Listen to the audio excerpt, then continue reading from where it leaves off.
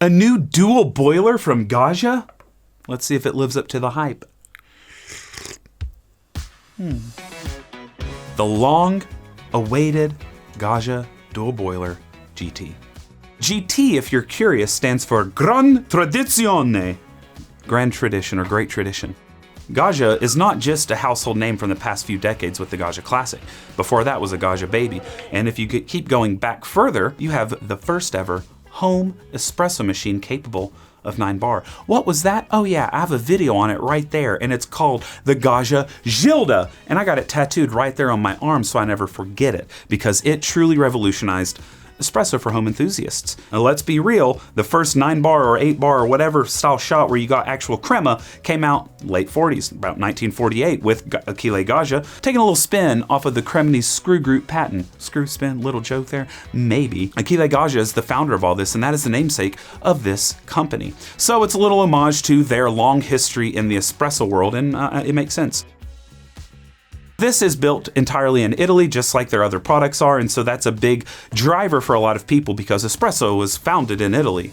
Now in today's video, it's going to be a thorough review in true Lance fashion, of course. So we got time cues below, just so you're not hit with anything you're unprepared for. We're gonna obviously take a look at the style of it, the way it works, the ergonomics. We're gonna look at its actual performance. So we're gonna take a look at the temperature. We're gonna take a look at the steaming capabilities. We're gonna talk about how it's built in general. We'll take a look on the inside. So we've got a lot of stuff we're gonna go through in the video today to help you understand, A, if this is something you may want to buy, B, if this is something you don't want to buy, C, if you just want to learn what this company that has so much tradition behind it came out with that they've been hiding for a long time because, well, they've been overdue for a dual boiler, and D, because you like to watch me, because, I mean, we're best friends, right? Parasocial relationships are awesome. Now, first things first, the look of it, window shopping, kind of looking at it, getting an idea of how you feel about the machine when you get a first glimpse. So here we have a Gaggia Classic. Now I've got the little screen for the Gaggia Mate, but I went ahead and put that away just so that you can look at the sleek body of this and the size comparison. It's not massive, not as big as like a Breville dual boiler, maybe a little taller, but some of this seems to be because of the screen on top, which we'll talk about in a bit. Definitely not as wide, not as big as the Sylvia Pro X, not as big as the Lelite Elizabeth. It is a pretty compact size for a dual boiler, all things considered. Of course, it is quite a bit bigger than the Gaggia Classic Pro, but that makes sense. So let's put this little cutie away. We'll continue on our merry way. And we have a scale here that weighs. Okay, that's as stupid as we get today. This has 5 little flip switches. And at $1,500 or maybe $1,600, depends on where you're at in the world, you would think it'd be a little nicer, but you know, it is what it is. Something that you touch every day. I don't like the feel very much, to be honest with you, but they kind of stick out awkwardly. Little spring switches, that would feel a lot nicer, and I think would work well with the design as well. These little tabs, these plastic tabs, I mean, I can see those breaking if you have a really rough morning and you're like a little annoyed that you had to get up at the crack of dawn because you're jet lagged from 40 hours worth of travel and you're not very happy. You know, that probably won't happen, but you do have these 5 switches. Now these are for power, so there is a power switch on the back, but this is a further power switch to kind of, once you have juice in the machine, you can flip it on or off. We have kind of a Preinfusion button, which we'll go over. We have a brewing button, which we'll go over. We'll have hot water, and we have steam, which of course we're gonna go over, you guessed it. On top, this is an issue I have, is a big TFT screen. Now, this screen is actually really nice. It's very quick to the touch, feels good, looks good. Issue is, not everyone is 6'2". So if you have a normal kitchen counter and you're not very tall, you're not blessed in the height department, well, this might be a little difficult to see. You might need to wear some high heels in the morning to help with your coffee, which, you know, you have your WDT tools, you've got your milk pitchers, and you got your coffee high heels. Who doesn't have a pair of coffee high heels? Yes, it is stainless, but it's not smudgeless, and that's one of the things I hate about, you know, traditional E61s and machines like this is you put your hand on it and you've got fingerprints for days. Same thing with the screen on top. It's all glass or whatever material it is. Anyway, whatever it is, it gets smudges really easily, and that kind of annoys me. You're gonna have to be wiping it a lot. You also have a pressure gauge right here, which I actually really love analog pressure gauges. That's just a weird thing I really enjoy. While I do enjoy using Bluetooth and, playing around with apps and having the graphs on my phone, and I use that quite often, I really enjoy the look and the reliability of an analog pressure gauge. Now, what's great about this machine as opposed to the Gaggia Classic Pro is they actually have the pressure being read from the small brew boiler itself. Now, on other machines where they're taking the pressure further back, you may not see as quick of a dip, and it's not giving you a nice reading of that back pressure, which is the most important reading of pressure in my opinion. So we'll be able to see that quite nicely throughout our shot of espresso, which gives us a lot more help when we're dialing in our coffees. So they went from this kind of slick, very boring type of handle to a more ergonomically friendly one, which I actually like the feel. Well, there's still some espresso dripping out from the shots I pulled. Sorry about that. Anyway, we have a little thumb indent. That is hot. Don't burn yourself. That was hot. You have a little thumb indent, which is kind of cute, and it kind of expands in size as it goes down, so you can get that nice little grip. Nice. And it feels good. It actually feels pretty nice to the hand. Yes, it is plastic, which isn't ideal. You can always get a different portafilter. But this, I will say, I enjoy the ergonomic upgrade. It feels a lot nicer than the original one. It is still a nicer ergonomic feel. But over time, when you're cranking it in every day, you're going to have a lot of stress going at this joint. It will eventually crack. That's just going to happen. If you're like me and you have a really cool DBZ mug and you want to have an Americano, look at this. Bada bing, bada boom. You have an Akai Lunar. You can even do it like that. Do an Americano in your cool Dragon Ball Z mug. Now, if you want a bigger scale, it'll be a little more difficult, though you can obviously go up over the hooks or use a naked portafilter and you're good to go. Now, you may be saying, well, what about espresso? I don't want it falling that far. I need to retain the crema, the cafe crema. Well, all you got to do is you pull this bad boy out and they have a second set of grooves that you can just slide. Well, I was trying to be smooth with it. It wasn't very smooth, but now you can slide it on. Looks kind of silly, but look at that. Now we can't fit the mug. No Dragon Ball Z for us, but you can fit nice little espresso cups. Whoop, right under there, and look at that. Crema. They had the foresight to shorten this little exhaust valve, which is from the three-way solenoid. This is where pressure and some water comes out. You also have like overpressure from the steam boiler coming out of here. So when your machine's heating up, you'll get some dribbles coming out. And they have it so it connects right to the hole. But that obviously means when you're in normal drip tray mode, there's quite a bit of distance. You may get some spray coming onto your counter or something. Not a huge deal. In fact, I don't mind a little dribble. I prefer this over it being all the way connected, like on the original Gaggia, because when I wanted to pull out the drip tray, you always have to remove this, which is kind of annoying, and I don't know, it's a small thing for me. But for some of you, you would prefer to remove the drip tray and not have a spill. Okay, it is what it is. But now you know. Okay, let me clean this up. We'll continue on.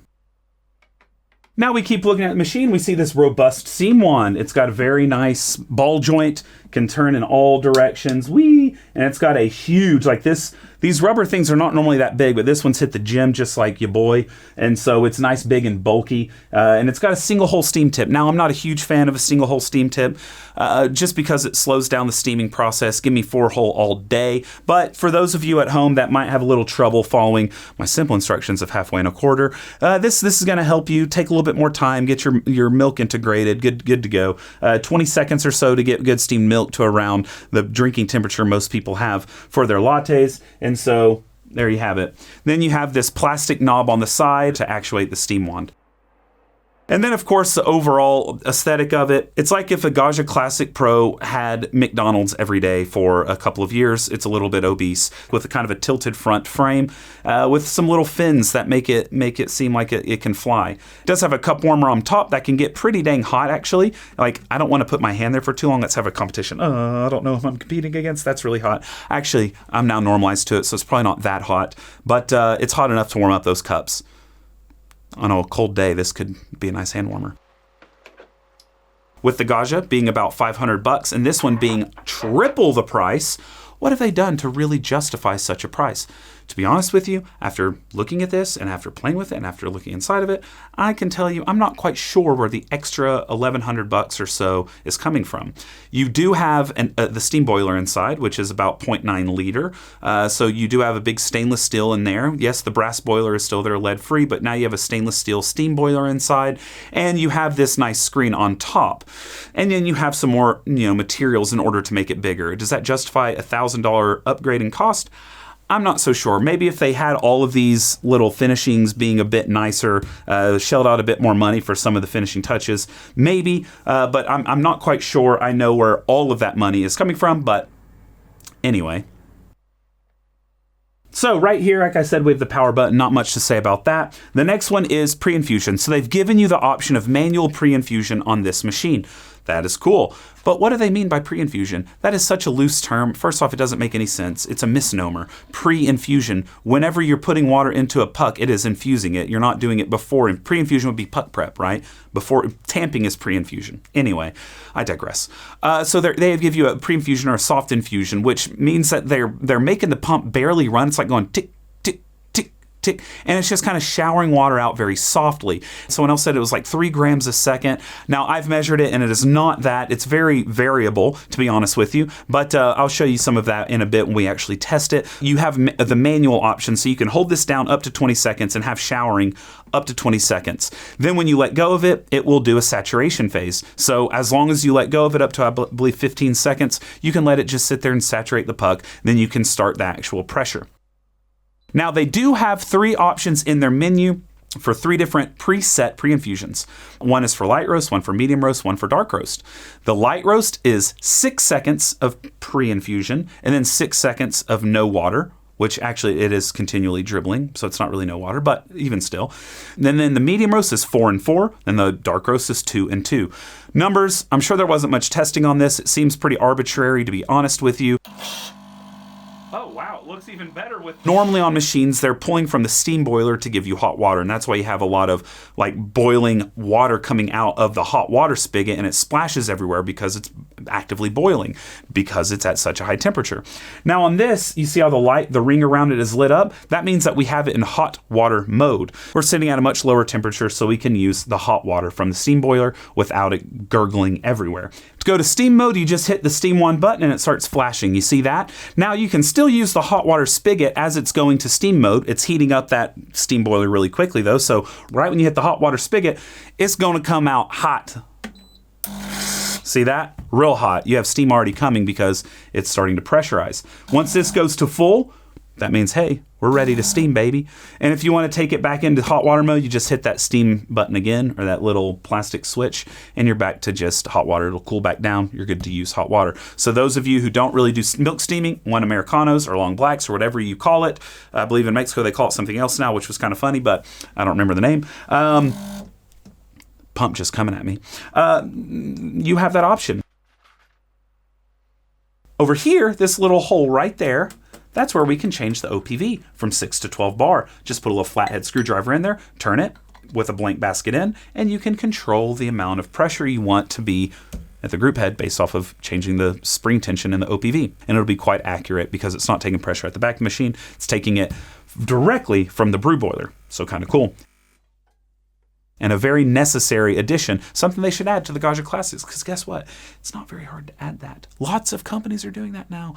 I mean, you have that $500 Apex or Legato or whatever you want to call it, because it's sold by many companies, but they do it, and it's like $500, so I think it's time. In fact, I'm going to just fly to Italy right now and tell them to add that OPV screw, because, I mean, come on, it's 2025. But it also brings us to today's sponsor, which is Away. Away is an incredible suitcase and luggage brand that I'm partnering with to create today's video. Now, as you can see, I've got 2 bags here. I've got this lovely orange sorbet colored carry-on hard case, polycarbonate shell, 100%, which is absolutely fantastic when I'm traveling. And yes, I do travel quite a bit. We have a nice little handle here that you can just pull off, bada bing, bada boom. But guess what?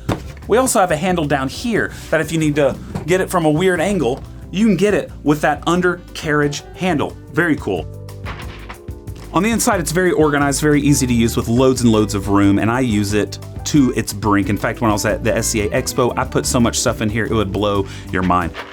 It's got TSA compatible lock on top, which is absolutely fantastic.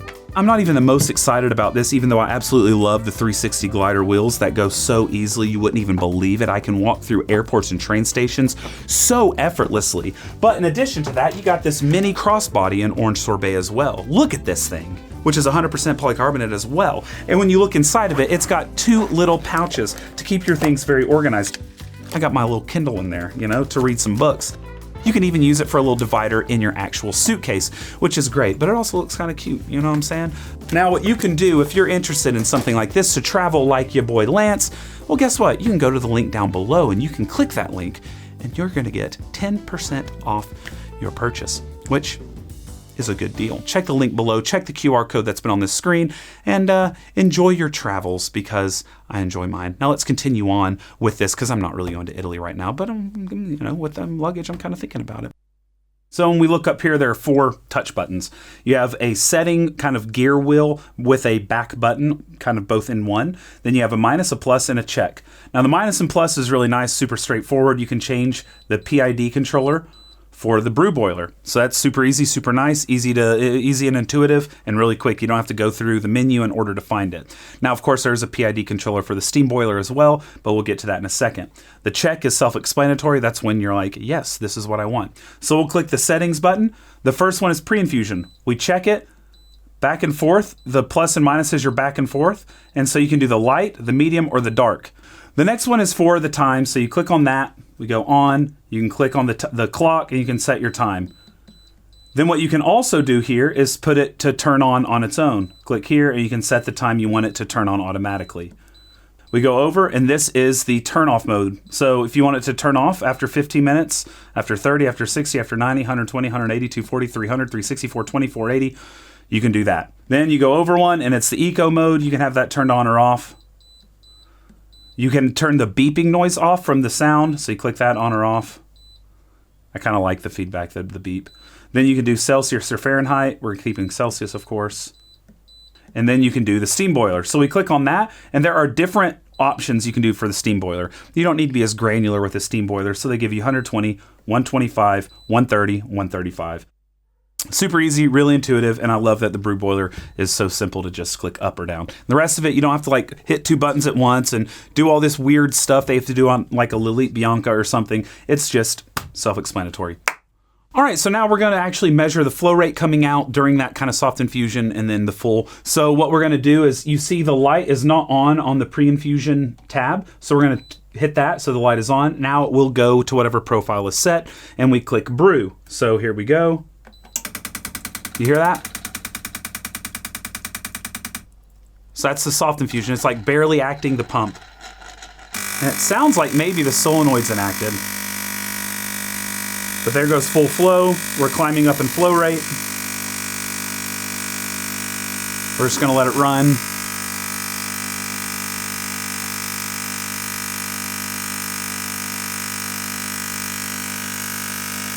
Good enough. It starts off at like 4.5 grams a second and doesn't really give you any pressure. It's just kind of pulsing out, probably using pulse width modulation, like low flow water coming out, low-ish flow, and then it tops out about 6 grams a second. That's like the max it can really do. Now if we go straight to if we take the Preinfusion off and we go straight to full flow, it dipped down to about 80 degrees because that boiler's so small, but we're gonna let it get back to temp, which is quite quick. All right, we're back, so we're gonna hit start here. And this is just full flow.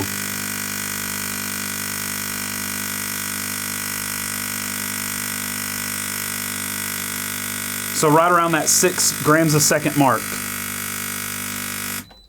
All right, and that was about 12 seconds worth, and the temperature dipped to 75. So when you're going really quick consecutive, it's not going to maintain temp because the boiler's so small. But in reality, if you pull out and take about a couple of minutes to go back in, you should have a decent temperature to really be stabilized from shot to shot. Now, if you're doing a 2 portafilter situation and just yeeting shots, that's just not going to happen on a boiler so small. That's just not a possibility. So it is going to drop temp quickly, but I don't see that as a bad thing. I like that the temp drops quickly. I think that's a positive in my opinion. So I like a quickly dropping temperature. Now what we'll do is just manually pre-infuse so you can see what it's truly like flow rate wise whenever you're just manually pre-infusing for a long A time. And here we go. You just hold it down, takes a second, and then here we go.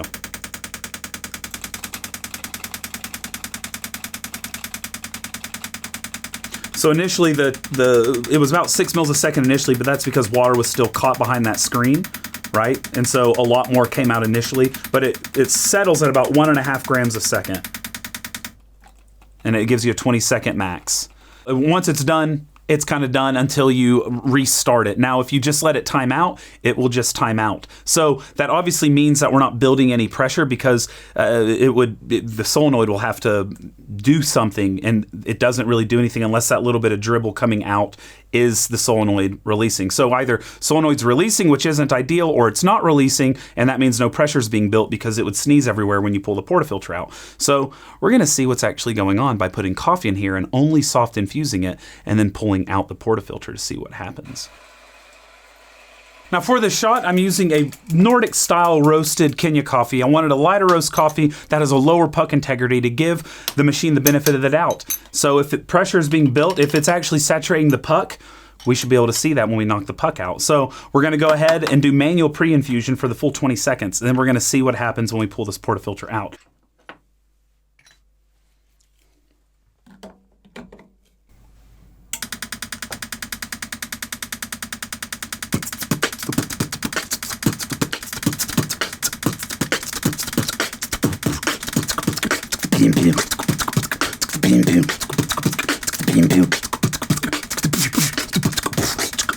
That was a pretty fast beat. All right, so 20 seconds, we timed it out. No sneeze. And there's the water still kind of running out. So let's see if over 20 seconds it saturated that full puck.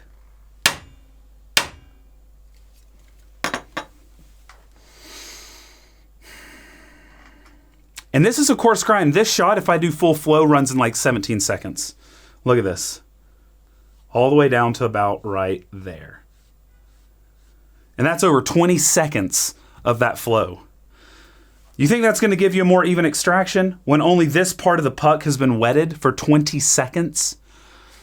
Now, if you have this, or you have a machine like a Rincilia with that soft infusions kind of stuff, and you enjoy your shots, good for you. That's great. I'm not here to knock on what you enjoy. I am saying, though, this is absolutely going to cause loads of inconsistencies because you're extracting the top portion of it a lot longer than the lower portion. You don't need pressure to start the extraction rapidly. With grounds this finely ground, it's going to start extracting right when that water hits it. And that top layer is already going to be more extracted than the bottom layer.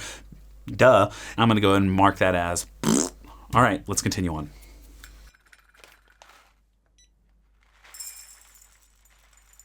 Let's pull a shot of espresso and just see how it all tastes.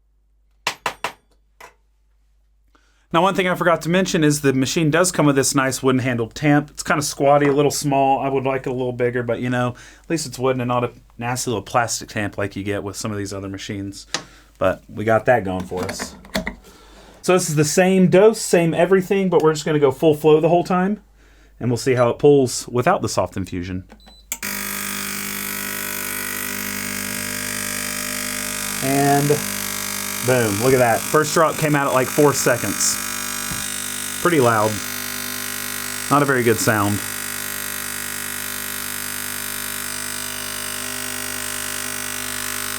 The pressure has been decreasing some, and that's because we're using such a lightly roasted coffee. The pressure is going to decrease. And the temperature ended at 79 Celsius, at least based off of the thermoprobe they have in the boiler. That's not necessarily what's in the group head, but it does dip temperature, which is, again, I think a very good thing. And the fact it heats right back up really quickly, again, a good thing. But anyway, that was about a 22 or so second shot with a 50 gram output, a 20 gram dose. Let's give it a taste. It's quite nice Kenya. You got a really nice balanced acidity, some florals on there, really nice tart grapefruit, and a decent body, kind of creamy. It does a good job. It's like a PID controlled Gaggia Classic Pro.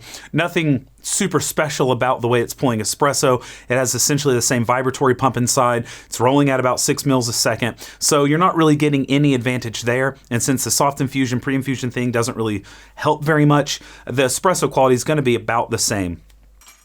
Now we'll pull a dark shot real quick for those of you that like the viscous pulls. I will say though, puck is dry AF. Look at that from the solenoid. Comes out very, very, very dry. The puck doesn't expand during extraction. It does not. You can argue with me all you want, but you're wrong. At the end of the shot, it will expand up, but it doesn't do it during the shot, so don't worry about a screw at the very end. It's okay.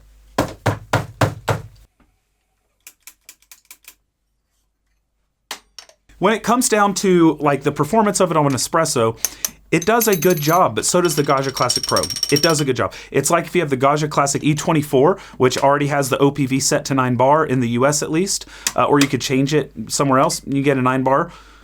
That's what this is doing.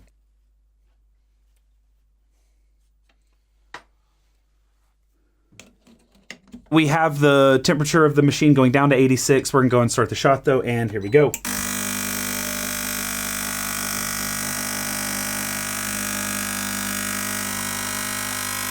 Oh, look at the thick crema. And that's a fast shot. I didn't dial it in because I don't really care, but still, look at the crema. The machine must be so good. I mean, look at that. That's all crema that just fell, okay? So, and that wasn't even dialed, as you saw. That ran in friggin' like 12 seconds, okay? So, for those of you wanting that naked shot, there you go. It was a gusher, but you know. Dark roast is much easier dialing than light roast. It's gonna taste pretty good if you have a good grinder. It's a flat 9 bar style shot that will dwindle in pressure because the flow rate is maxed out at 6 mils a second, which will decrease as it's going through the puck. And so once you hit, once you hit max flow, it's gonna lower the pressure because it can't stay up. Now there are audio volumetrics in here, and I would show you testing of it, but I think it's like any other audio volumetric. It's based off of a flow meter inside, which is not perfect, so you're gonna have inconsistency. You could set it to what could be a 40 gram output. Sometimes it'll be 44, sometimes 36. It's up to the coffee you're using in the day and how much water is left behind the shower screen and everything else, because it's doing a count based off the water going through the flow meter. So it's not the most consistent thing, but it's something if you don't really care, you just want something roughly at that volume and you want a latte, bada bing, bada boom, you're good to go. So anyway, let's continue our march forward. People want to think that certain steam wands are going to give them better foam than others. That's only if you don't have very good technique. You can get good microfoam on, I guess, better steam wands if you have a worse technique. But if you have good technique, you can get great microfoam on anything. So sometimes I feel a little rebellious and don't feel like steaming milk in a video because I don't really drink those drinks anyway. And today's one of those days. The steam wand on this is great, much better than the Gaggia Classic Pro. And I will show you how fast it heats up. The steam boiler was set at the hot water temperature, but it's going to ramp up now to 135, and then I'll just show you what the steam looks like coming out of it, but it'll be much easier than the Gaggia Classic Pro, much easier than a Rancilio Silvia. This will be an easy one to steam on. It won't be as quick as a Linear Mini. It's not going to be as quick as a lot of other machines. Even heat exchanger machines could be quicker, but it will be an easy, good steaming experience for you. So, we're already at temperature. And we'll go and purge out some of the water. And here you go. I mean, it's wet. There's water coming out. Not bad. And it maintains it. There's no change in the pressure. Look at that. I mean, when you have an almost liter large boiler, it's going to maintain the pressure as long as you friggin' need. You need to steam a liter of milk, you can do it. Get rid of that. Good. One little quirk I have is the steam wand hits this, and that kind of annoys me. I don't like that. I bought this, by the way, and someone is going to get it in my Patreon through competitions. I do that, so you should probably check it out on the internet because we also have a cool, robust Discord, and we do chats. I do live brews all the time, and we do, it's kind of cool. You should kind of check it out. And you should also hit subscribe if you haven't yet because it really helps the channel. And you should probably hit the like button and the save and all that good stuff because guess what? It really helps me, and it boosts my ego a lot, and I really like it, so, please do it. Anyway. All right, so hot water. Ready, set, action. Still some steam out because we just steamed with it, and it's going to be hot enough to have steam, but it's not as messy as it would be if the steam boiler was on. So if we turn the steam boiler back on and then we do it, you'll see the difference. It's refilling the steam boiler, obviously, because we just took out, 150 mils, which is like 12% of its capacity or more. And while it's heating up, I'll go and change the brew boiler back to we'll go to 90. We'll go to 90 for the scase test. That's a good middle ground temperature, I feel. Nope, we're still not there. Brew boiler takes about 4 to 5 minutes to heat up to temperature. Steam boiler another 5 or 6 minutes or so. So around 10-ish minutes, you're good to steam and good to pull espresso. You kind of want to wait till the 10-minute mark for all the group head bits to warm up. But the steam boiler will take a bit longer, obviously, because it's heating up more water at a higher temperature. But, if you wanted to flush for 5 or 6 seconds after about 5 minutes, you can start brewing espresso, good to go. Or if you're not that anal about the temperature, you can just kind of go at 5. Anyway, we're now here. So in theory, this should be a lot more steam and a lot more pressure coming out. Let's see. It actually looks a lot better than when we had the steam boiler off. Hilarious? Yes. At least for a little bit. That's hot water. It comes out. It's kind of cool. You can do it at lower temp, but obviously results may vary. I've run just one little splash of water through the portafilter to kind of heat it up, get it nice and equalized. We're at 90 degrees, so let's actuate it and see what it's like. Bang. Ramping up, about 88.4, 88.5, 88.6, 88.7, 88.8, 88.9, 89, we're at 20 seconds, and then it starts to slowly go back down, 88.8, 88.7. We turn it off, so that's a 24-second shot, pretty solid. It says that it's at 79 degrees, though this is reading a lot higher, and that's what I'm saying. The brew boiler inside where it's taking temperature is not reflective of what it's in here. So if you see the temp dip a ton at the end of your shot, it's not reflective of what's really going on, okay? Now we're gonna give this just a couple of minutes to like get back to its place, and then we'll do one more for a little back-to-back. But I will say, Whole Latte Love did an uninterrupted test with actually a sensor inside of a puck of coffee. This has like a replica of a puck using silicone inside. That's a typical case.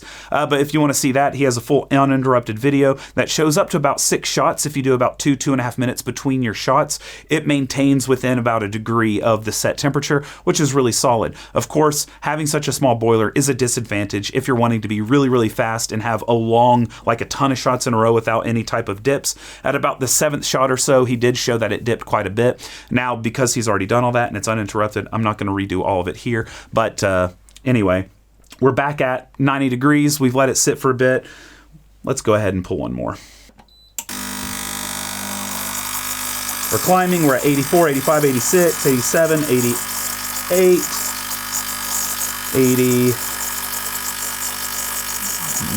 89. We're at 12 seconds. 89.2. Right near 90.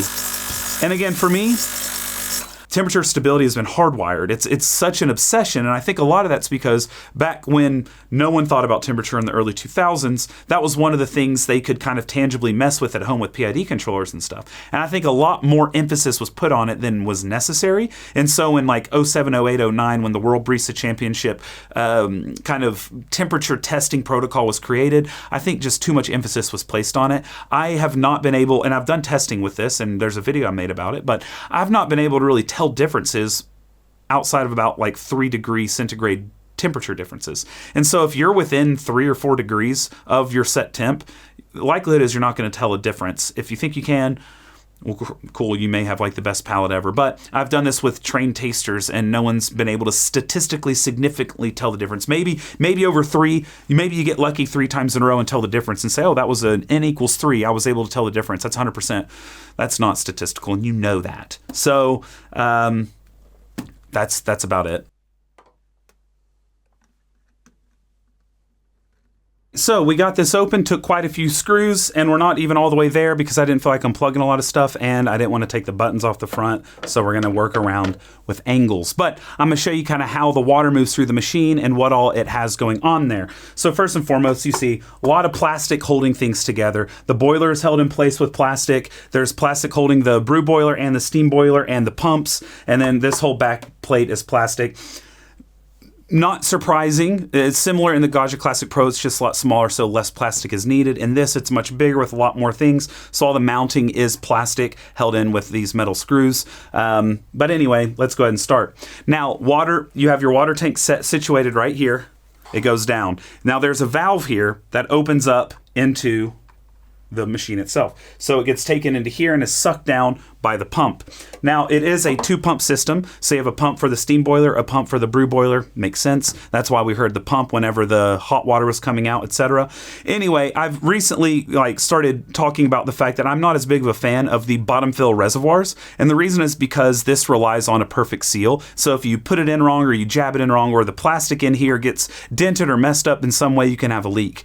This little guy is the fill sensor. So this will tell you if you have water or not inside of of your water tank if you need more water or not. So it is on this side right there. So there's a little microchip for it to tell you, hey, you need to add some water. We're not going to let you keep pulling Spro because you're going to get an airlock whenever you try to suck air into this pump. Now, we're just going to walk you through how the water gets all the way through the machine, and hopefully that will help you understand what's going on. Water comes into the intake. We flip this around, and you can see there's a plastic tube here. This comes down and splits into 2 different tubes. One of them goes into this flow meter right here. This is what we're relying on for volumetrics. It comes through this T-split and into the pump here. Then it comes out through this braided cable down into this brass OPV.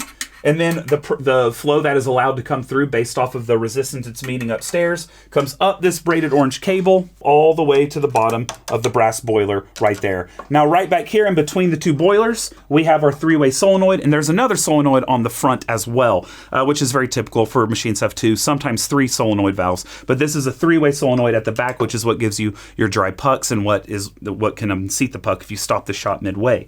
Now there is, for the overpressure, a little nipple that comes out, and it comes all the way up and back into that T-split to re-enter the party. So if you are really fine and you have a choked shot, obviously you're not hitting 6 mils a second, which the pump is capable of and what it's pumping at.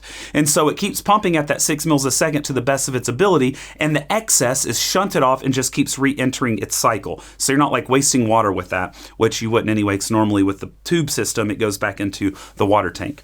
The other split on that T-split, it comes down and it splits going forward. This comes up and into the steam boiler itself. So on the steam boiler, it goes through this Olka pump down here, which then you see the braided cable, and it goes to the bottom of the steam boiler. So that's where the water is being taken through those either orange braided cables or just plastic tubes, and that's where we have it going. We can see that the steam boiler is wrapped in a nice foam wrapping, a nice casing there, which helps with thermal insulation.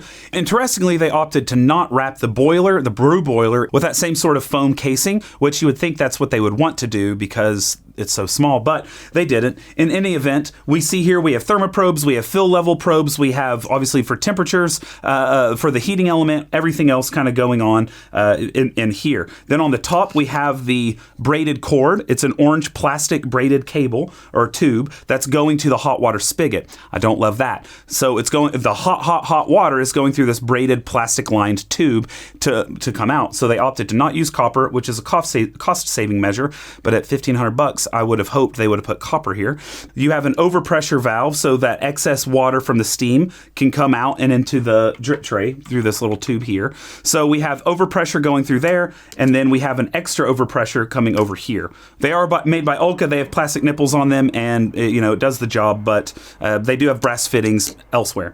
So over here, when you're releasing the steam one, you have an orange braided plastic tube yet again that releases the steam into their quite nicely created and brass molded, specific to Gaggia, steam module. So the steam module is really easy to service because it is just plug and play. You can unscrew it, replace valves and seals, etc. But you are using this little chunk right here as plastic. Again, I don't know why they couldn't salvage the extra couple of bucks to put some copper right there. It is what it is, as they say. All right, so water goes through the Olka pump for the brew boiler. It is fed to the bottom of the brew boiler. What's cool here is the pressure, like the probing device for the pressure, is on the top of the brew boiler, giving you a more direct feedback to the back pressure that is experienced at the group head, which is awesome. Oftentimes you have it back here at the pump, but this is giving you a more real-time reaction to the pressure. Then of course you have all the different wires that are controlling the PID and controlling all of the screens with this braided cord here. Then that all feeds back right here to the brain of the beast.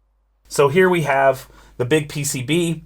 So that's a big old board of all the goodies, the electronics, and it is quite well housed away from all potential steam or water. So, water could, I guess, leak from here, but you have the housing here, and they have a nice liner, which should keep it nice and watertight from any potential small dribbles that could come off of that. Obviously, if you have a more serious leak, there could be more of an issue. I don't actually see conformal coating on this, which is odd. You would think they would have a pretty thick layer on it, but they don't. There are some heat sinks here, which is nice because this can heat up quite a bit. With all of the power going through it. But there we have that, the power switch and the 3-pronged plug, the outlet there. That is the Gaggia Classic Dual Boiler GT, the Gran Tradizione. I'm butchering that pronunciation.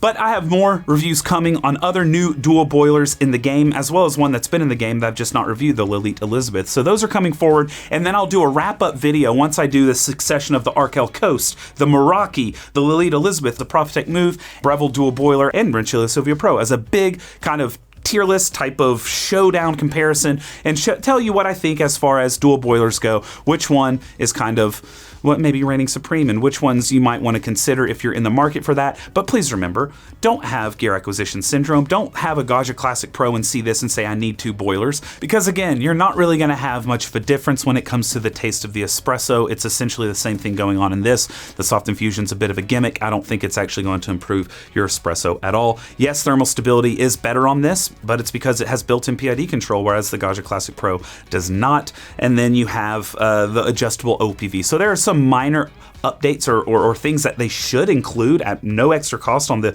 ground floor model, but they don't. I think if they took the Gaggia Classic Pro, they added the external adjustment OPV, they added a casing onto the boiler itself to help with thermal stability, they added PID controller, that thing would rock socks. And it still does, because people are modifying it with cool open source projects like GaggiaMate or closed source like Gaggiuino, and making them absolutely incredible machines. I think Gaggia is a little too late with this to enter into the competitive market with dual boilers. Some of the great dual boiler machines are a lot more expensive in places like the US than they are in places like Europe. For instance, the Prophetech Move is a lot more expensive in the US than here. It's about the same price as this is in Europe, but it's more expensive in the US. So things like that cause issues, but pricing, what are you gonna do?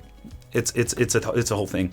But anyway, that is the Gaggia. If you enjoyed the video, please hit the like and subscribe. If you enjoyed the random beatboxing, likes are really cool. Also, clicking the save and share button is really cool. All that really helps the channel because we're trying to trick the algorithm into boosting my videos so other people have to sit through 30 minutes of me blabbering nonstop about a machine. But anyway, I hope you look forward to these future dual boiler videos. If you have any other videos that you're wanting to see, well, guess what? I've reviewed a ton of machines. So go through and check out my Espresso Machine playlist. It's a lot of fun. But that's all for me today. Thank you so much for watching this video. Thank you, Away, for sponsoring the video so I can do crazy stuff like this and afford to buy these machines so I can then give them to you. Thank you so much. I hope that you brew something tasty today, regardless of your machine, regardless of the price of it, regardless of the build quality, regardless of the coffee you decide you enjoy or the grinder you're on. I hope you brew something tasty today. And cheers.